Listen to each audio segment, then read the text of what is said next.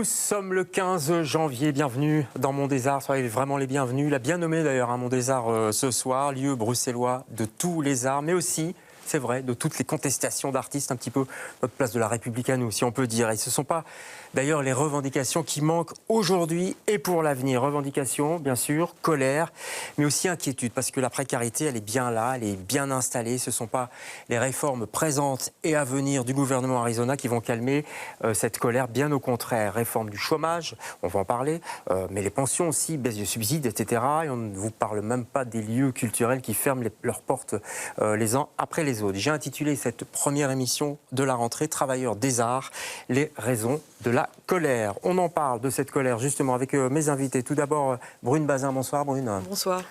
On est ravis de vous inviter. Vous êtes comédienne et metteuse en scène également. Hein. Voilà, on et peut puis, dire. vous avez été assez active dans le mouvement Still Standing, c'est ça? Ça remonte déjà. C'est ça, oui. Ouais. Sur cette période bénie du Covid, Eh oui. qui nous a bien atteint. Et aussi Métal, mouvement des étudiants et étudiantes travailleuses des arts en lutte. D'accord. C'est un mouvement qui est encore très actif en ce moment, plus que jamais maintenant. Dont on a besoin, je dirais. Ah oui, ça. Et dont on va encore avoir besoin. Thomas Gonzalez, j'ai failli faire l'erreur. Bonsoir Thomas, on est ravis de vous avoir. Vous êtes secrétaire permanent culture au 7K, c'est ça? C'est ça, au 7K de Bruxelles. 7K Bruxelles, vous avez du boulot en ce moment? On a pas mal de boulot, oui. Ça ne s'arrête jamais. Ça ne s'arrête jamais, et encore plus depuis le début d'année à mon avis. On va en parler, j'imagine. Hein. En face de vous, Maximilien Herry. Bonsoir Maximilien. Bonsoir. Syndicaliste aussi, hein. Oui. CGSP, permanent culture, beaucoup de boulot aussi, j'imagine. Il y a du travail, effectivement. Voilà, cette réforme est nouvelle pour tout le monde et donc les éléments doivent s'ajuster. Je voulais juste dire, en fait, je suis comédien de formation, donc je suis très, très affecté par tout ce qui se passe. Bien sûr. Et j'ai été directeur d'académie et je suis aussi très affecté par tout ce qui se passe dans l'univers de l'enseignement artistique. Ouais, on va en parler d'ailleurs aussi des académies parce qu'elles sont touchées. Clara Tomine, bonsoir Clara. Bonsoir. Plasticienne, vous, et active aussi dans la fédération, la FAP, comme on dit, la Fédération des Arts Plastiques. Oui. Qui n'est pas très vieille d'ailleurs, je crois. Hein. Justement, elle date de cette période bénite du Covid,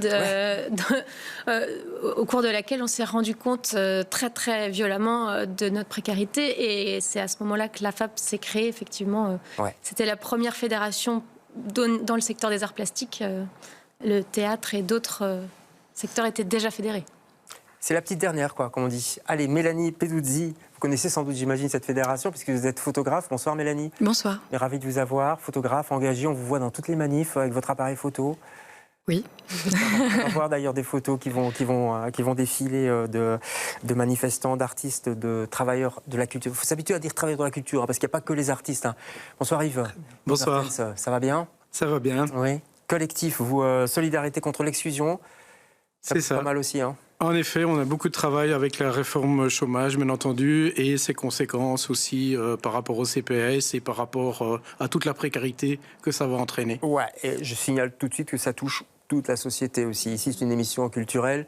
On va parler des artistes et travailleurs des arts, mais tout le monde, évidemment, est impacté par ces réformes. Alors, c'était fin novembre à Bruxelles. Plusieurs milliers de travailleurs de la culture s'étaient rassemblés. Tiens, au Monde des Arts. Ça ne s'invente pas, pour s'opposer à la politique d'austérité portée par le gouvernement fédéral. Des artistes, mais aussi des représentants du monde syndical et associatif. La précarité touche déjà massivement le secteur culturel et la réforme du chômage ne va rien arranger. Est-ce que la culture est là? J'ai rien entendu, moi. Est-ce que la culture est là? Et elle était bien là, la culture, présente en nombre et en solidarité avec le monde du travail. Il y a une mobilisation, on l'a vu, qui a grossi avec le reste du monde du travail, y compris dans la grande manifestation des 140 000. Le secteur de la culture était très représenté. En même temps, pour soutenir l'ensemble de la population et les mobilisations des travailleurs, aussi par crainte des attaques autoritaires du gouvernement Arizona qui menacent vraiment la démocratie. Et la principale crainte des travailleurs des arts, c'est d'abord le fameux statut d'artistes. On sait qu'ils ont, quand je dis ils, c'est plutôt les partis MR, NVA engagés, dans les tubes, le fait de, à terme, attaquer éventuellement le statut, ou en tout cas de le faire diminuer, ce qui n'est absolument pas ce que nous on défend. Nous, ce qu'on défend, c'est que la culture, elle appartient à tout le monde, et notamment aux travailleurs de la culture, qui sont au service de tous les publics. Et puis, il y a des métiers artistiques particulièrement touchés par la crise. C'est le cas du secteur de l'animation. Le point le plus difficile dans notre métier, c'est un métier qui dépend vraiment des productions qui se font au jour le jour. Et il peut y avoir des périodes où tout d'un coup, plus aucun studio n'a de projet à proposer parce qu'il y a déjà il y a beaucoup moins de budget qu'avant de la part du ministère de la Culture. C'est comme ça, il y a des coupes budgétaires. Et donc les studios ne peuvent plus se permettre d'embaucher des gens à rien faire. Donc on a des périodes de chômage qui peuvent un peu s'éterniser. Et ce n'est pas la réforme annoncée du chômage qui va les rassurer. Alors pour se réchauffer, des artistes se sont succédés sur la scène face au Mont des Arts qui n'a jamais si bien porté son nom. Eh bien oui, on y est dans ce Mont des Arts. On va parler bien sûr de toutes ces inquiétudes, parce que ça ne s'apaise pas évidemment depuis la rentrée. Et on va parler de cette réforme du chômage, entre autres. Avant ça, tout de même, Yves, un mot sur cette fameuse requête. Où est-ce qu'on en est? C'était une requête, je le signale, en annulation et une demande de suspension de la réforme du chômage, rien que ça quand même, introduite devant la Cour constitutionnelle. La décision a été postposée.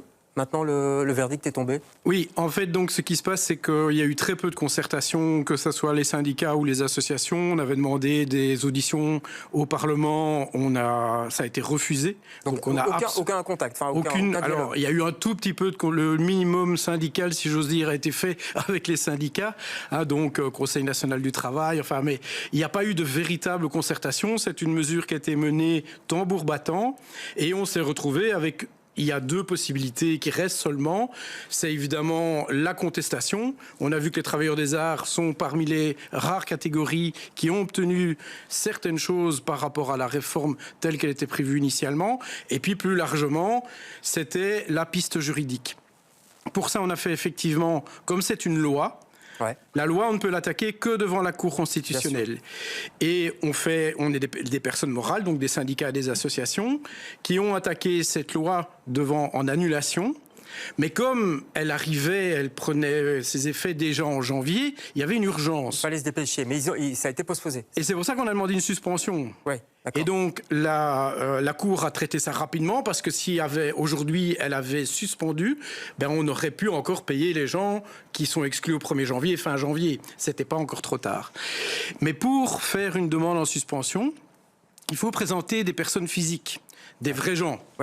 Et donc, on a présenté un certain nombre de personnes en montrant leur situation, et on doit montrer qu'il y a un préjudice grave et difficilement réparable. Et la Cour a considéré qu'on n'apportait pas suffisamment d'éléments pour prouver ce préjudice grave et difficilement réparable.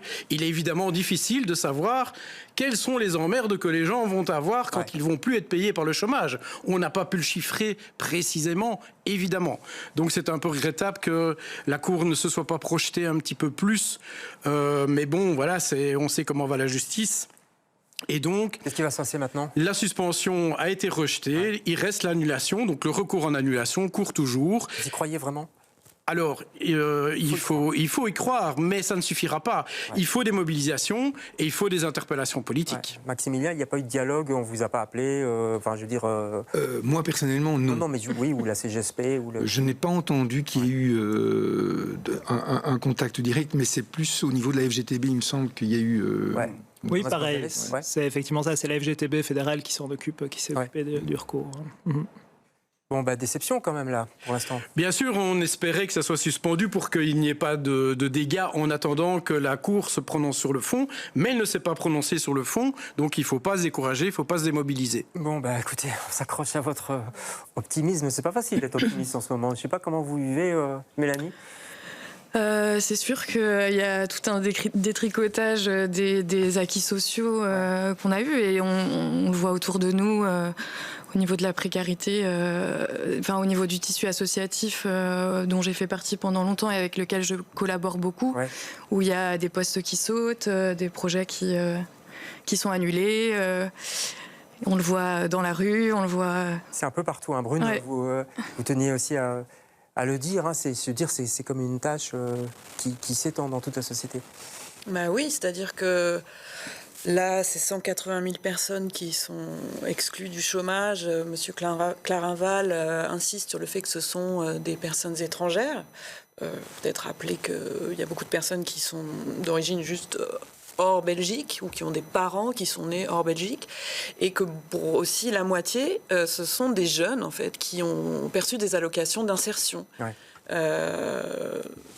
Donc il y a ça, il y a les malades longue durée, peut-être pour faire un lien avec le milieu artistique. Ouais. Encore une fois, ça concerne toute la société. Quand on fait un burn-out, ce qui est fréquent, surtout dans les métiers administratifs, parce que l'art, c'est pas juste des personnes sur un plateau, comme c'est mon cas dans mon secteur. Dans votre métier, vous êtes comédienne, ouais. Beaucoup d'autres. C'est des personnes qui travaillent dans l'ombre, des personnes qui travaillent dans des bureaux. C'est beaucoup des femmes dans les bureaux. Et un burn-out, il faut au moins 3 ans, en fait, pour s'en sortir. Ouais. Comment rester optimiste face à tout ça, Clara Tomine? C'est dur quand même, non? Oui, c'est dur de rester optimiste. Je pense qu'on peut que essayer de se mobiliser intelligemment, sans perdre trop d'énergie. Et ça, c'est le plus difficile. Ouais, il faut tenir la mobilisation. Alors, ça y est, on est en janvier maintenant, Thomas. Les premières exclusions de chômage, elles ont débuté, elles concernent beaucoup de personnes, on l'a dit, 280 000, c'est ça ou... C'est plutôt... On est presque à 200 000, donc 193 904 l'estimation, dont 22 000 en janvier. Et alors, il faut... Allez-y. Oui. Donc, le narratif a été beaucoup de dire « Ah, c'est des gens qui font carrière au chômage ». Mais comme on le voit ici avec les artistes, mais plein d'autres personnes également, beaucoup de gens travaillent, mais ne travaillent pas avec un volume suffisant pour ne pas passer de temps en temps par la case chômage. Oui, bien sûr. Et en fait, on compte tous les jours de chômage de la carrière. C'est pas des gens qui sont depuis 20 ans au chômage. Et alors, en janvier, c'est particulièrement...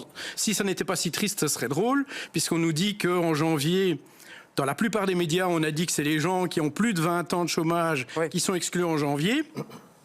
La plus grosse catégorie, 30%, ils ont moins de 25 ans. Ouais. S'ils sont depuis 20 ans au chômage, c'est qu'ils ont commencé à l'école maternelle. C'est un problème. C'est vrai que les jeunes sont touchés, particulièrement les jeunes qui bénéficient de cette fameuse allocation d'insertion. C'est ça. Qui sortent des écoles, tout ça. C'est ça. Qu'est-ce qui se passe pour eux? Donc pour eux, ils vont subir effectivement une exclusion à partir du 1er janvier. Et les jeunes artistes, effectivement... pourront éventuellement faire une demande ensuite du statut de travailleur des arts, mais c'est pas garanti parce qu'il y a évidemment des conditions particulières pour obtenir ce statut. Ouais, et elles sont sévères. On va parler de ces conditions. Voilà. On parle des jeunes, on peut parler des plus âgés aussi, ceux qui n'ont jamais pensé à prendre un statut, notamment dans les arts plastiques. D'ailleurs, vous m'avez dit que la proportion des gens qui n'ont pas de statut dans les arts plastiques est assez énorme. Mais oui, en fait, le secteur des arts plastiques, c'est un secteur où on est très peu rémunéré déjà. Donc, avant la nouvelle loi, on n'avait pas vraiment accès au statut. Donc, personne n'était sous statut. C'est seulement maintenant que les plasticiens, plasticiennes rentrent sous statut pour donner l'ampleur des choses. Par exemple, dans les arts plastiques, on n'a même pas de commission paritaire, tellement il n'y a pas de rémunération. Donc, c'est difficile d'accéder à ce statut. Et il y a une partie des gens qui travaillent dans ce secteur-là, dans les arts plastiques, qui finalement sont au chômage et dealent entre du chômage et par exemple de l'enseignement dans les écoles d'art, un poste de conférencier, conférencière. Et effectivement, tous ces gens-là vont se retrouver dans des situations très très compliquées et ça va affecter... et c'est compliqué parce qu'il y a toutes les questions de subsides aussi qui ne suivent pas, d'indexation qui ne suivent pas, etc. Ah oui, il n'y a pas que le problème du chômage, on parlait de ça, alors j'en parle, mais... C'est la pointe de l'iceberg. C'est ça. Et la plupart des artistes n'ont même pas de statut du tout, même pas le chômage. Ouais, je voudrais qu'on dise un mot quand même des techniciens qui travaillent autour des artistes, pour les artistes dans un milieu artistique. Eux, ils sont particulièrement visés aussi parce que ils n'ont pas spécialement un statut, donc c'est compliqué. En fait, oui, c'est compliqué. En fait, par rapport à la réforme du statut du travailleur des arts, ce qui s'est passé, c'est qu'avant, certains techniciens pouvaient accéder au statut d'artiste. Dans le cinéma notamment, il y en a beaucoup. Notamment, maintenant que la réforme est passée, il faut que ces techniciens travaillent en relation avec ce que la commission du travail des arts considère considère comme étant une œuvre artistique. Donc un caméraman qui fait son travail comme pigiste pour un journal télévisé, par exemple à l'RTB, ou pour des émissions de ce type-là, mais ne pourra pas reconnaître ce type de travail vis-à-vis de la Commission du travail des arts. Voilà.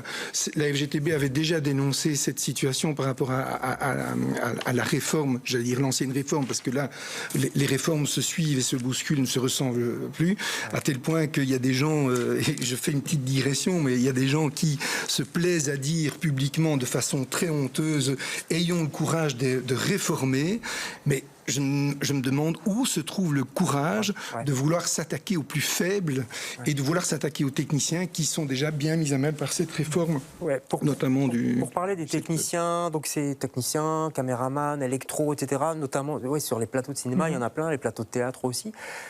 Pour ces gens-là, ça risque d'être très compliqué, cette réforme, non ? C'est ça, et ça risque d'être particulièrement compliqué d'ici à 2028, où toute une série de techniciens ont eu en janvier 2024 leur attestation du travail des arts, qui vont devoir renouveler en fin 2028 et prouver du coup que leur pratique technicienne a une dimension artistique. Et c'est là où il risque d'y avoir, en plus des exclusions qu'on connaît déjà maintenant, de nouvelles formes d'exclusion du statut de travailleur des arts. Pourquoi, Thomas ? Parce que la commission... c'est subjectif, en fait, quelque part, non ? Si la commission dit, non, toi, t'es pas un artiste, c'est bon ? Non, mais la réglementation précise quand même très bien qu'il doit y avoir un lien avec l'œuvre artistique. Il faut une contribution, c'est un technicien artiste qui doit contribuer. Prenons une maquilleuse, par exemple. Oui, évidemment, ça devrait passer. Mais c'est des analyses qui se font au cas par cas. Et il est clair, comme l'exemple que donnait Maximilien à propos de la RTBF, mais aussi d'RTL, je ne sais pas, un caméraman, un script, ça risque... Ils bénéficiaient, BX1, ils bénéficiaient du statut auparavant. Ils ont reçu automatiquement leur attestation au 1er janvier 2024. Décembre 2028, c'est le grand mystère et le saut dans l'inconnu. Ouais. En plus, ce qui est compliqué dans cette affaire, c'est qu'il y a toutes sortes d'artistes. Quand on dit artiste, je veux dire, c'est un grand package. Écrivain, peintre, acteur, actrice, maquilleuse, circassien, dessinateur de BD. Et plus généralement, ce qui manque, c'est une véritable protection de l'intermittence, en réalité. C'est ça le problème. C'est qu'en fait, on a des emplois qui sont de plus en plus déstructurés. Et ça vaut dans tous les domaines. C'est sûr que le domaine artistique, le domaine journalistique sont particulièrement touchés. Mais ça se retrouve dans de plus en plus de métiers. Et donc, on a des emplois qui ne permettent pas d'avoir des salaires suffisants et donc qui nécessitent des compléments d'allocation sociale. Et donc, au départ, il faut rappeler que le ministre voulait exclure tous les temps partiels, et que finalement, on a maintenu les personnes qui sont à mi-temps. Et celles-là peuvent garder leur complément au chômage. Mais il y a des tas de gens, que ce soit dans le domaine artistique, dans l'enseignement, on a parlé tout à l'heure des académies, les profs d'académie, mais aussi même dans des universités. Dans nos requérants, on avait un universitaire qui a moins d'un tiers-temps et donc qui ne va pas pouvoir garder son complément au chômage. Quand on disait avec Brune que ça touchait toute la société, c'est exactement ça. Comment c'est votre quotidien, pour que les gens comprennent bien, le quotidien d'une comédienne aujourd'hui en Belgique, au niveau économique, je dirais. Comment ça se passe ? Alors, je ne vais pas parler de moi, mais je vais essayer de faire une espèce de tableau d'une personne, disons femme, mère célibataire. Disons qu'elle a eu le privilège de sortir d'une école supérieure des arts, ce qui n'est pas le cas de tout le monde. Donc mettons qu'elle habite dans Bruxelles, c'est d'ailleurs pas le cas de tout le monde aussi, donc elle a pas trop de problèmes de déplacement, mais quand même, elle doit amener son fils ou sa fille à l'école le matin, comme plein de parents. Mettons qu'elle est à vélo pour plus de facilité dans les transports. On prend le cas aussi, alors je prends par exemple une comédienne, disons, qui est dans un projet de création, qui a la chance de voir, ça c'est vraiment dans un monde idéal, tous ces jours de répétition et de représentation payés dans le respect de la commission paritaire 304. Jour idéal, ça veut dire que c'est pas le cas, c'est pas spécialement le cas. Ah ben non. Si on a non pas un statut d'artiste, mais un chômage non dégressif artiste, donc de travailleurs et travailleuses des arts, c'est en tout cas pour pallier à l'intermittence par nature de ces secteurs. J'en profite pour glisser qu'avec Métal, nous n'étions pas tout à fait d'accord, voire pas d'accord avec la proposition de réforme, et que nous entendions faire en sorte que ce chômage non dégressif soit accessible à toutes et à tous, et notamment pour des personnes qui travaillent dans des secteurs discontinus, ce qui est de plus en plus le cas. Je reviens à ma personne qui a la chance de faire donc des répétitions. Mettons que ça prend de 9h30 à 18h. Si elle est en spectacle, elle travaillera jusqu'à 22, 23. Il faudra avoir fait garder le petit ou la petite. Bien sûr. Et donc, est-ce que c'est un système de solidarité entre femmes? Ça arrive beaucoup. Ou des gardes.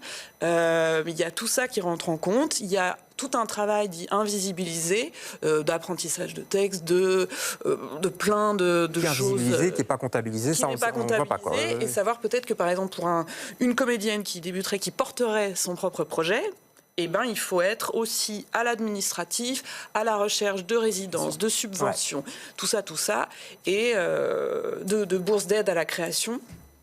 C'est un travail considérable. Complètement.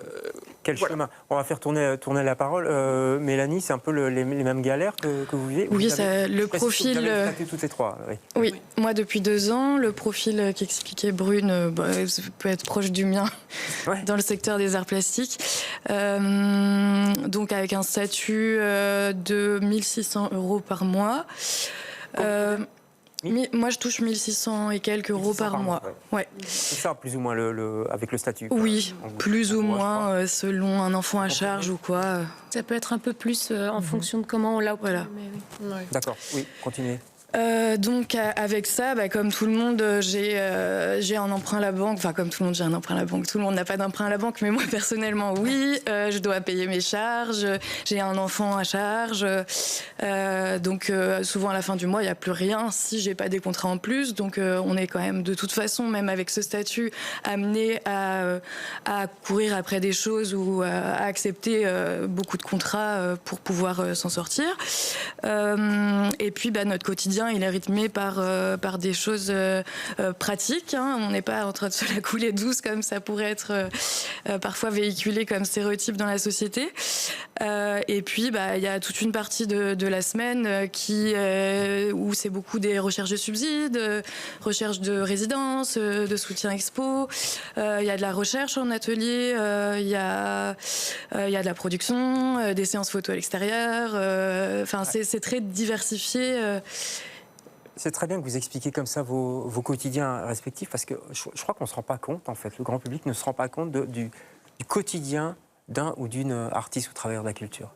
Et de manière générale, toutes les personnes qui vont être touchées sur les 6 premiers mois de la réforme, ce sont des personnes qui sont à une allocation forfaitaire de chômage, en dessous du seuil de pauvreté, et on les fait passer pour des profiteurs.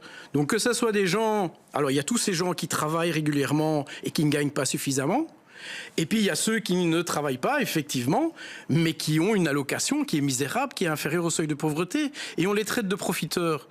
De quoi est-ce qu'on profite quand on doit survivre en payant tout ce que Mélanie a dit qu'il fallait payer, avec 1 600, 1 700 € par mois?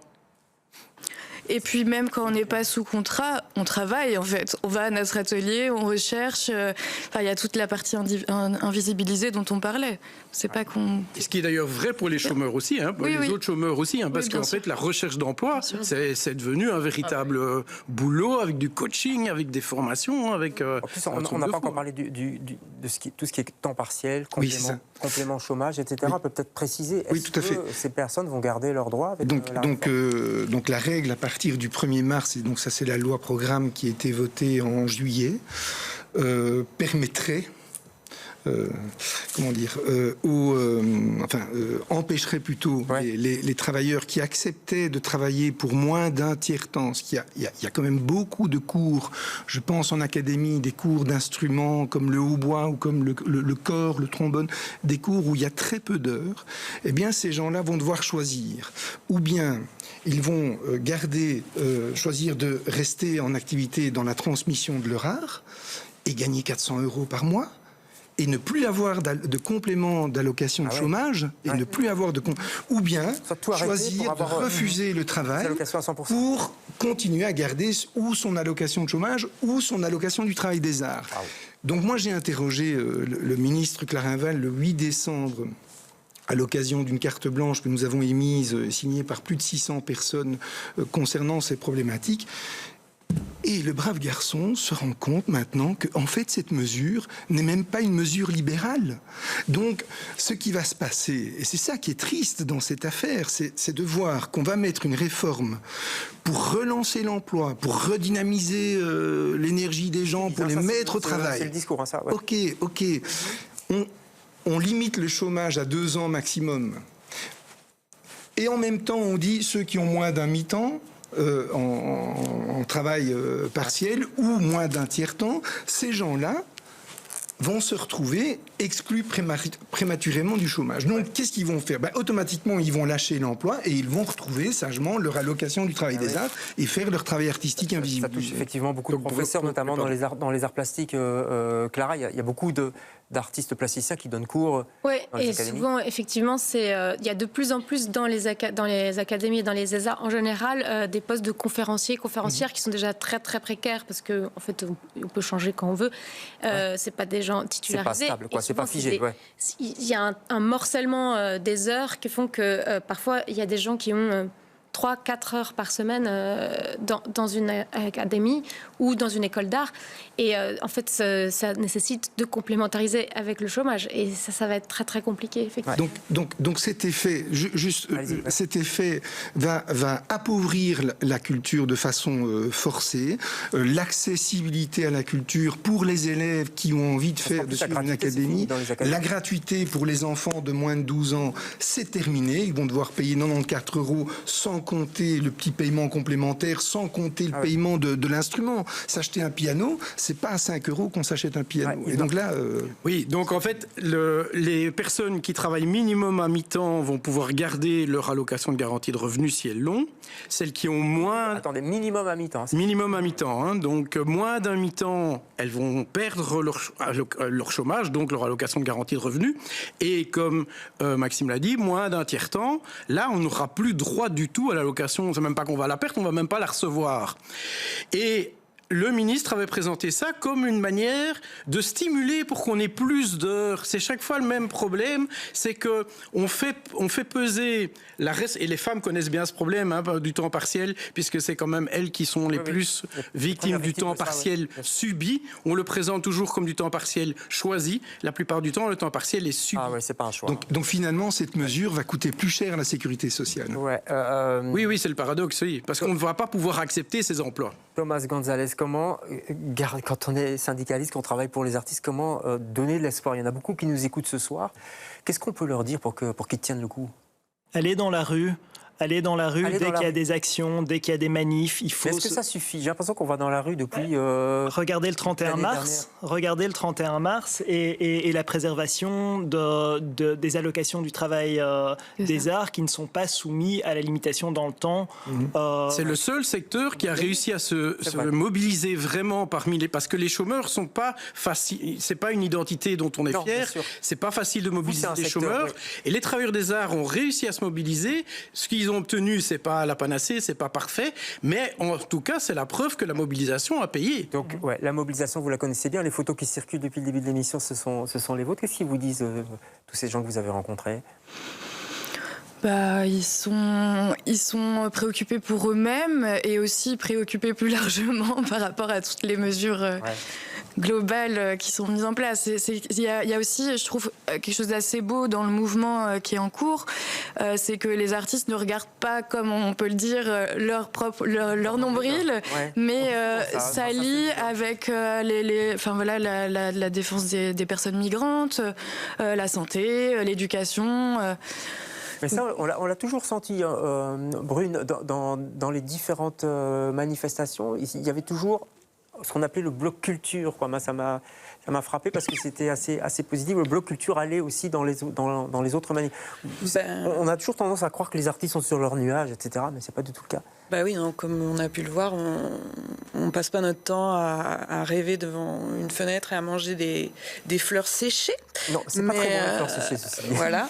Mais oui, il y a des blocs culture dans les manifestations. Il y a eu pendant le Covid des soutiens, par exemple à Santé en lutte. Oui. Il y a la question aussi de se rallier avec les étudiants et les étudiantes.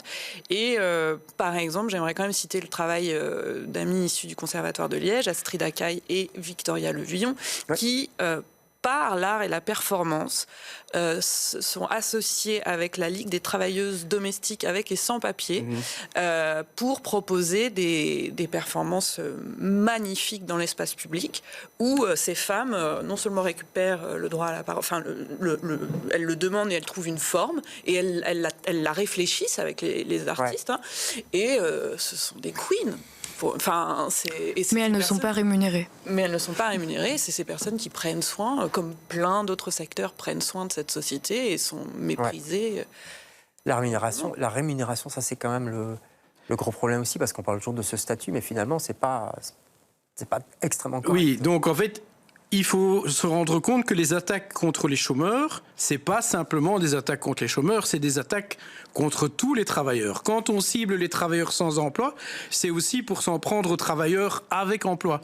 Parce qu'évidemment, plus on fragilise les gens, plus on va les obliger à accepter n'importe quoi. Vous avez dit au début, on s'attaque aussi aux pensions. Quand on voit l'explosion des flexi-jobs, c'est aussi ça, c'est que à partir du moment où on a une pension qui est pas suffisante et qu'on va donner un sous-statut supplémentaire pour faire des petits boulots à gauche, à droite. L'autre jour, je suis au Deleuze, je vois une personne qui dit mais ce monsieur, je le connais, j'ai travaillé avec lui à Lino et il devrait être pensionné comme moi. Ah ben oui. L'autre caissière lui a dit il travaille ici en flexi-job. Maxime a parlé tout à l'heure aussi du travail étudiant. On est en train d'exploser les sous-catégories. Et c'est d'ailleurs fou, parce qu'on stigmatise les chômeurs qui, soi-disant, ne voudraient pas travailler, et on développe, avec les flexi-jobs, avec les heures supplémentaires, avec le travail étudiant, tous des emplois qui ne sont pas accessibles aux chômeurs. Le chômeur, il ne peut pas faire un flexi-job, il ne peut pas faire un travail étudiant, et il ne peut pas faire des heures supplémentaires. Ouais. On marche sur sa tête. Complètement. Donc ce sont des réformes qui ont été menées, excusez-moi du terme, mais à la tronçonneuse, sans grande réflexion.